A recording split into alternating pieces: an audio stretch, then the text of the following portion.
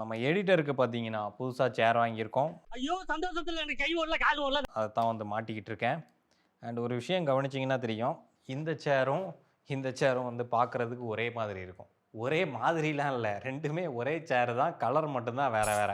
நான் ஒரு பொருள திரும்ப வாங்குறது அப்படின்றது ரொம்ப ரொம்ப ரேரு. அண்டு அது இந்த சேர்ல வந்து நடந்திருக்குன்னு சொல்லலாம். அதுக்கு முக்கியமான காரணம் இந்த சேரோட ரிலையபிலிட்டி அண்ட் இதோட கம்ஃபர்ட் தான். இத வாங்கி 3 வருஷம் ஆகுது. 3 வருஷத்துல 2 தடவ இதோட ஹைட்ராலிக்ஸ் வந்து மாத்தியிருக்கேன். ரீசென்ட்டா ஒரு தடவ மாத்துனோம். அதுக்கு முன்னாடி வாரண்டில இருக்கும்போது பிராண்டே வந்து மாத்தி குடுத்துட்டாங்க. மற்றபடி இந்த சேர்ல எந்த விதமான பிரச்சனையும் கிடையாது. நான் மெயினா எதிர்பார்த்தது இந்த மெஷ் கிழியும் அப்படின்னு சொல்லிட்டு தான். ஆனா இதில பார்த்தீங்கன்னா, எந்தவித டேமேஜும் ஆகாம இன்னும் அப்படியே இருக்கு.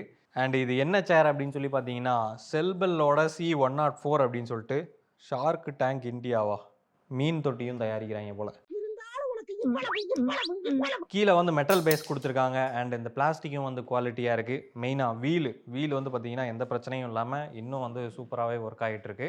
ஸோ நீங்களும் ஒர்க் பண்றதுக்கு ஒரு நல்ல சேர் பார்த்துட்டு இருக்கீங்க அப்படின்னா, இத நான் கண்டிப்பா ரெக்கமெண்ட் பண்ணுவேன். ப்ராடக்ட் லிங்க் வேணும்னு நினைச்சீங்கன்னா, சேனல் நேம் கீழயும் குடுக்குறேன். அண்ட் இங்கனக்குள்ள எங்கேயாவதும் கிடக்கும். செக் பண்ணி பாருங்க. அப்புறம் மெயினா அந்த பிளாஸ்டிக் கவர் எல்லாத்தையும் பிச்சு எடுத்துருங்க. இல்லைன்னா உங்க பேக் வெந்து போயிரும்.